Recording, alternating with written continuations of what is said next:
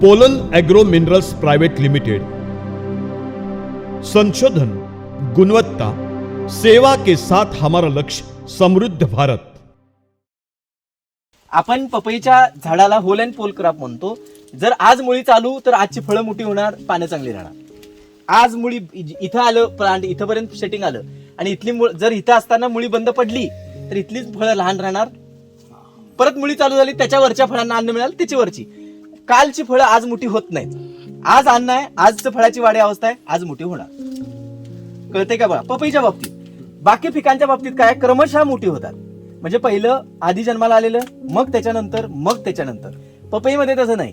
आजची स्थिती काय आहे, म्हणजे आता ह्या पपईच्या झाडाला बघितल्यानंतर काय कळतं तर इथलं ह्या वेळेला, इथं ज्या वेळेला फळांचं सेटिंग होतं, भरण्याची अवस्था आली, त्यावेळेला मुळीनं काम केलेलं नाही, ह्याला अन्न मिळालेलं नाही। दाखवते सरळ सरळ। आता ह्या वेळेला शेंड्यावरची पानं जी आहेत, ह्या वेळेला शेंड्यावरची पानं आहेत, ती सुद्धा इन्फेक्टेड मध्ये होती। का होती? कारण ती इन्फेक्टेड होती म्हणून ह्याला अन्न मिळालेलं नाही। त्यावेळेला अशी निर्माण झाली असेल परिस्थिती की त्यावेळेला एकतर पाण्याचा फार मोठा ताण पडला असेल किंवा अति पाऊस झाला असेल। एक कोणती तरी गोष्ट अशी घडली आहे की जी शेतकरी बंधूंच्या आवाक्याच्या बाहेर होती आणि त्यामुळे ह्या फेज मध्ये फळांना आकार मिळालेला नाही। त्याच्या आदली फळं आकारवान आहेत, त्याच्या वरची आकार घेत आहेत। आता त्याच्या वरती गेल्यानंतर आता त्यांना परत आकार कमी पडतोय। आता ह्या सगळ्या गोष्टींमध्ये कळतं काय की पपई हे पीक होल अँड पोल क्रॉप असल्यामुळं त्याला 100% कायम मुळी चालू असावी लागते। बाकीच्या पिकांमध्ये ऊस असेल, केळी असेल किंवा अजून कुठली पिकं असतील, याला साठा असतो। याला काय असतो? साठा असतो। आपण 2-4 दिवस नाही जेवलो, नवरात्री केली, 9 दिवस नाही जेवलो, आपण नाही मरत। मग सर पपई साठा करत नाही का? नाही आहे, कारण त्याला साठा नाही, कारण आतनं पोकळ आहे, आत खोड नसते, होल असतं आतमध्ये, ते पानाला पण होल असतं। पान पोकळ आहे, खोड पोकळ आहे। कळते का बघा? म्हणून त्याला होल अँड पोल क्रॉप म्हणतात। त्यामुळे त्याला साठा करायला जागाच नाही। बाकीच्या पिकांना खोड असतं, त्यामुळे त्याच्या 3 साठे होतात, हेमिसेल्युलोज, सॅल्युलोज आणि लिग्निन। या 3 साठे होतात। म्हणजे आतला कात त्याला लिग्निन म्हणतात, त्याच्या बाहेरचं हेमिसेल्युलोज, त्याच्या बाहेर सेल्युलोज, हे 3 साठे होतात। म्हणजे ग्लुकोज फॉर्म मधला साठा, म्हणजे क्लोरोफिल नंतर कन्वर्ट झालेला दुसरा जो आहे तो ग्लुकोज फॉर्म, त्याच्यानंतर फ्रुक्टोज फॉर्म आणि त्याच्यानंतर सुक्रोज फॉर्म, हे 3 साठे होतात। त्यामुळे वनस्पती ज्या वेळेला उपाशी असते, काय मिळत नाही, त्यावेळेला त्या साठ्यातून अन्न ते वापरत राहते। आता पपईच्या बाबतीत दुर्दैव काय आहे की पपईला साठा करता येत, कारण ते आतनं पोकळ आहे, त्याला खोड नाहीच आहे, ही स्किन आहे। त्याला खोड म्हणायचं नाहीये, आपण म्हणतो खोड, पण ही खोड नाही, ही स्किन आहे, त्वचा आहे। ह्या त्वचेचा एक असा पापित्रेचा गोल झालेली पाईप, म्हणजे आपण त्याला खोड म्हणतो, पण आतनं ते काय आहे? पोकळ आहे। त्यामुळं ह्याची फळं बघा, लहान खाली मोठी असतात, वर लहान होत जातात। का तर खाली स्किन जाड आहे, मोठी आहे, त्यामुळं मुळीतनं मिळालेलं अन्न चटक्यान अन्न आणि पाणी वरती पोहोचतं, त्यामुळे त्याला साईज घेता येतो। जसं वर जाईल तशीच खोडाची म्हणजे साईज, स्किनची साईज लहान होते, पातळ होते, कमी होत येते, त्यामुळे अन्नाचं वहन कमी होत जातं। पानं सुद्धा बघा, खाली आहेत तोपर्यंत मोठी पानं आहेत, वर जातील तसा आकार बघा उलटा लहान होत चालला। हे तुम्हाला शिकायचं आहे पपईमध्ये। म्हणून ज्या दिवशी मुळी चालू त्या दिवशी तुम्हाला ते पिकाची फळाची साईज मिळणार। मुळी बंद, साईज थांबली, पानाचा आकार थांबला। म्हणून स्टेम कसं खाली झाड असतं तसं वर कसं जात आहे, तसं लहान होऊन जात आहे, तसं पानं आणि फळं बी लहान होत जाते। म्हणून पपईच्या बाबतीमध्ये शिकण्याची गोष्ट आहे की पपई ह्या पिकाला अन्न जे आहे ते समतल कक्षेमध्ये शेवटपर्यंत एकसारखं लागतं। आपण ऊस बघितला, भरणी केली, निवांत झालो, केळी बघितलं, वेन झाली, निवांत झालो, बाकीची पिकं भार आला संपून सोडून दिलं, याला असं नाही, शेवटच्या दिवसापर्यंत सगळं अन्न सगळ्या कक्षेत लागतं। कारण डायरेक्ट फिडिंग, रोजचं अन्न रोज पाहिजे।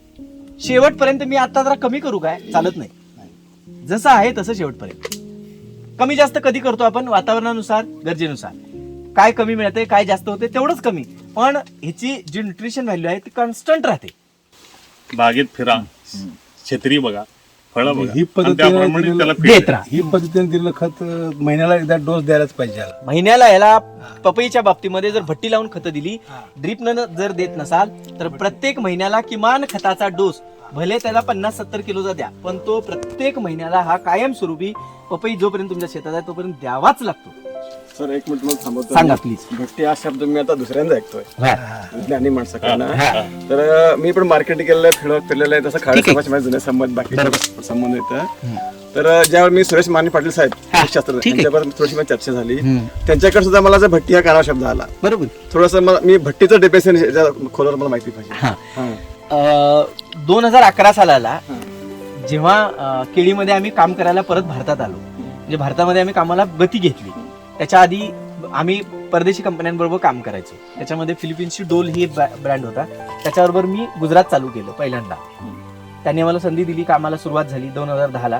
त्यावेळेला अशी स्थिती आली की सगळ्या शेतकऱ्यांच्याकडे ड्रीप कॉमन नव्हतं, आणि ड्रीप नसल्यामुळं आम्हाला निर्यात तर करायची आहे आणि पुढे जाऊन निर्यातीला क्वालिटी तर मिळत नाही.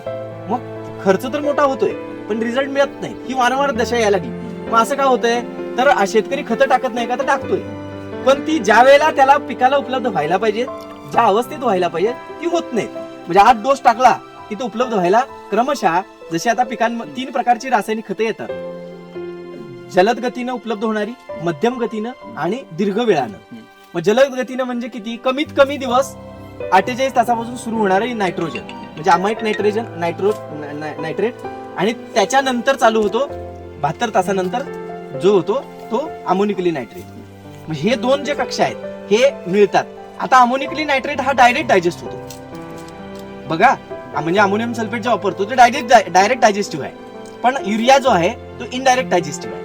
म्हणजे पिकाला लवकर मिळतो, पण अमाईट मधनं त्याचं परत अमोनिकली नायट्रोजन मध्ये कन्व्हर्जन आणि मग तो डायजेस्ट होतो. त्यामुळे युरिया मिळतो पण कच्चा शरीरात जास्त राहतो, म्हणून युरिया दिल्यानंतर रोग वाढतात. हे का म्हणतो आपण, कारण तो अनडायजेस्टिव्ह आहे. फिडिंग डायरेक्ट आहे पण डायजेस्टिव्ह इनडायरेक्ट आहे. समजून घ्या, डायरेक्ट पचवता येत होत नाही. जसं आपण जसं आपण युरियाचा लगेच क्रॉप हिरवागार होतो, लगेच थ्रिप्सला अटॅक होतो. करेक्ट, थ्रिप्स होईल, माइट्स होईल, त्यानंतर डिसीज होतील, सगळं पण होईल. लोकांना कळत नाहीये युरिया द्या म्हणतात. हा, ते आता आम्ही सांगून शकतोय. हे का होतं, कारण लोकांना दिसतं त्याच्यावर विश्वास आहे आणि असायलाच पाहिजे. म्हणजे आपल्याला जी चांगली सुंदर गोष्ट दिसते त्याच्या पाठीमागे आपण अट्रॅक्ट करतो. ही नेहमी मनुष्य प्राण्याचा स्वभाव गुण आहे, बरोबर. म्हणजे काळुकी आली, वाढ झाली तर रिझल्ट आला, असं लोकांचं म्हणणं आहे. हा, पण रिझल्ट कशाला म्हणतो आपण, रिझल्ट म्हणजे अंतिम उत्पन्न. उत्पन्नाला रिझल्ट म्हणलं पाहिजे, पण ते आपल्या अजून देशामध्ये उत्पन्नाला रिझल्ट म्हणत नाही. पिकाची वाढ म्हणजे रिझल्ट म्हणतात. अपीरन्स, फिजिकल अपीरन्स, बाह्य दिसणाऱ्या गोष्टी, बरोबर. आता ह्या जो तुमचा प्रश्न होता की मग या स्थितीमध्ये 2011ला आम्हाला अशी चॅलेंज झाली पुढे की पुढे करायचं काय. रिझल्ट तर पाहिजे, शेतकऱ्यांना तर खतं रोज तर देता येत नाहीत, आणि ठिबक तर फार कमी शेतकऱ्यांकडे आहे. पण मग एक्सपोर्टला क्वांटिटी पाहिजे, क्वालिटी पण पाहिजे, क्वांटिटी पण पाहिजे. मग त्यावेळेला आम्ही सगळ्यात पहिला प्रयोग सांगलीमध्ये द्राक्ष शेतकऱ्यांनी केलेल्या गोष्टींचा अंदाज घेत, म्हणजे शिकलो आम्ही शेतकऱ्यांकडनं. प्रॅक्टिकल शेतकरी काय करतात, मग द्राक्षवाला शेतकरी काय करतो, पहिला काडी मारतो, म्हणजे छाटणीच्या काड्या जमिनीवर पाडतो. त्या पाडल्यानंतर त्याच्यावरती खताचा डोस भरतो, त्याच्यावर शेणखत ओततो, आणि ते ओतून झाल्यानंतर परत बाजूच्या शेतकऱ्यांकडनं उसाचा पाचट किंवा जे काय पाचट मिळतील ते आणून त्याच्यावर टाकतो, आणि त्यानंतर त्यावर स्लरी ओततो. ही प्रॅक्टिस होती. ही काही कोणी डेव्हलप केली नव्हती, ही शेतकऱ्यांनी स्वतःहून डेव्हलप केलेली प्रॅक्टिस होती. कारण आता कशासाठी केली ती शेतकऱ्यांनी, तर ही शेतकऱ्यांनी डेव्हलप केलेली पद्धत होती की त्यांच्याकडे पाणी कमी होतं. आता आम्ही हे जे शेतकरी आमच्या बरोबर आजही संपर्कात जे आहेत, जे पिढ्याने द्राक्ष करतात, आम्ही त्यांच्याकडे गेल्यानंतर एक एक गोष्ट एक्सप्लोर केली तर लक्षात आलं की ह्यांच्याकडे पूर्वी शेतीला पाणी फार कमी, आणि जिथं पाणी कमी आहे तिथं द्राक्ष पिकतात, ड्रायलँडला द्राक्ष पिकतात. मग आता हे पाणी कमी आहे, त्याचा पुरेपूर वापर करून घ्यायचा, त्याचे टॉक्सिडिटी होऊ नये शेतात, ऍसिडिटी होऊ नये पिकाला, म्हणून ते काय करायचे, कक्षा म्हणजे थराथरानं शेणखत भरायचे, रासायनिक खत भरायचे, त्याच्यावर पालापाचोळा टाकायचा, त्याच्यावर स्लरी वतायची, आणि मग छाटणी घेऊन ड्रीप चालू करायचं. 8-10 दिवसांना छाटण्या घ्यायच्या. यातनं आम्हाला शिकायला काय मिळालं की वरच्या कडेला जो थर आहे तो पालापाचोळ्याचा आहे, त्याच्या खाली शेणखत आहे, त्याच्या खाली रासायनिक खत आहे, आणि वरनं स्लरी वततायत. म्हणजे स्लरी काय करते, पालापाचोळ्याला कुजवते, कुजवून कुठं जाते, शेणखत झपाट्यानं कुजवते, परत त्याच्यातनं ते वरती कुजणाऱ्याची सगळे ऍसिड तयार होऊन कुठं जातात, रासायनिक खतामध्ये जातात, आणि त्या रासायनिक खतात जशी वरनं ऍसिड खाली जातील तसे त्याचे बॉन्ड तुटतात, आणि ते ऑर्गॅनिक ऍसिड फॉर्म मध्ये, किंवा त्याला आपण काय म्हणतो ऑर्गॅनिक मिनरल फॉर्म नाही, मिनरलिक म्हणजे काय की अवेलेबल फॉर्मच्या कक्षेत आलेली गोष्ट. म्हणजे जसं ING प्रत्यय लावला की चालू प्रक्रिया, कोणती चालू गती, तसं लीक जी आहे प्रक्रिया ही कशी रासायनिक म्हणजे केमिस्ट्रीमध्ये चालू असणारी प्रक्रिया. म्हणजे ते काय होतं, उपलब्ध कक्षेमध्ये येतात. मग आम्हाला क्लिक झालं आणि मग त्यावेळेला आम्ही एक भट्टी एक कन्सेप्ट डेव्हलप केला. मग त्यामध्ये आम्ही काय केलं की रासायनिक खतं, सेंद्रिय पदार्थ यांचे एकत्रित डेपो लावला. मग डेपो लावताना काय केलं, खाली काळा पेपर हातरायचा, पहिला एक 50% शेणखत. मग त्याची मात्रा कशी, 1 किलो रासायनिक खताला 3 किलो शेणखत घ्यायचं. ठीक आहे, गावभर आपण आता टाकतो शेणखत, पण ते पिकाला इथं रासायनिक खत असतं, शेणखत तिकडे पडतं, ते पिकाच्या कक्षेमध्ये येत नाही. मग कधी कधी शेतकऱ्यांनी सुधारणा काय केली, बेडमध्ये भरायला चालू केलं. पण मग बेड वरती भरलं की रासायनिक खताच्या संपर्कात येईपर्यंत ते कुजून जातं. मग ऍसिड खाली जातात आणि रासायनिक खत वर पडतं. समजतंय ना सगळ्यांना? ऍसिड काय होतं, कुजणारं ऍसिड खाली आणि रासायनिक खत वरनं टाकतात, मग तेही वाया जातं.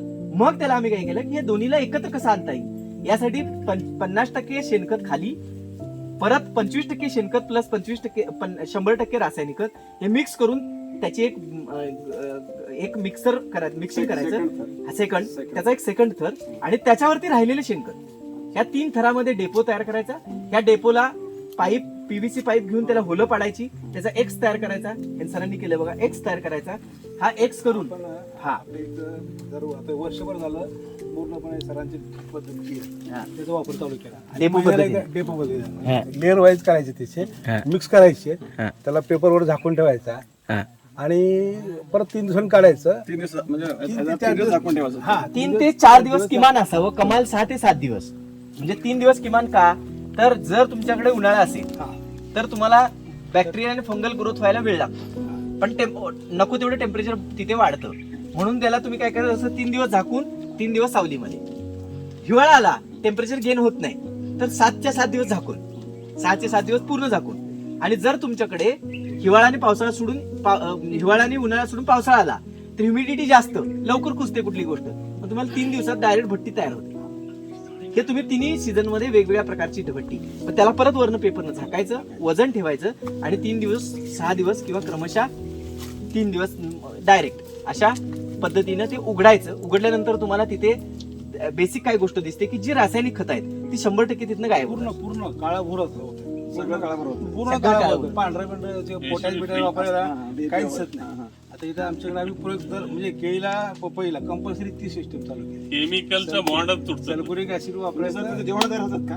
जीवाणू तयार होत नाही. आता बघा, जीवाणू नाही. आता हे समजून घेण्यासाठी सारखी ॲग्रोनॉमी आहे. जीवाणू रासायनिक खतामध्ये कधी वाढत नाही. आता आपण म्हणतो की phosphorus solubilising bacteria, potash mobilising bacteria, nitrogen fixation bacteria. आपण आता शेती क्षेत्रामध्ये काम करताना बरेच ऍग्रिकल्चर ऑफिसर किंवा नवीन मुलं जी शाळा शिकून कॉलेजला येतात ती शेतकऱ्यांना सांगताना काय सांगतात, हे जीवाणू तुमचा युरिया खाऊन उपलब्ध करून देतात, तो पोटॅश उपलब्ध करून देतात. हे ते त्यांच्या भाषेमध्ये सायन्स सोपं करून सांगतात, पण ते ऍक्च्युली तसं नसतं. म्हणजे हे बॅक्टेरिया रासायनिक खत वगैरे खात नाहीत. ते करतात काय, तर ते जे काही सेंद्रिय पदार्थ जमिनीत आहेत तेच खातात.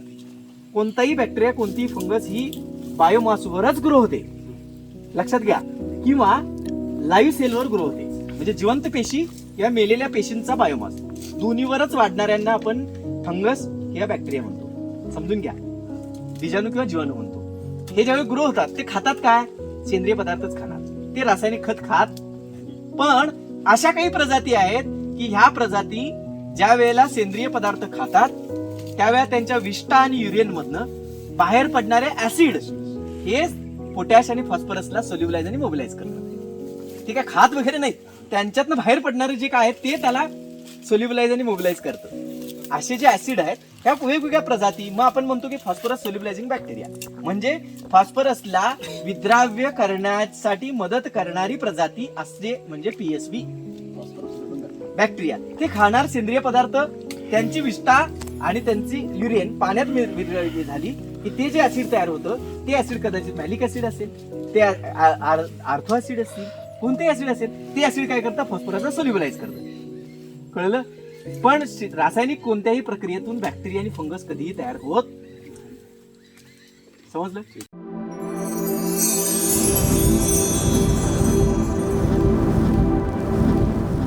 Pollen agro minerals private limited, संशोधन, गुणवत्ता, सेवा के साथ हमारा लक्ष्य समृद्ध भारत।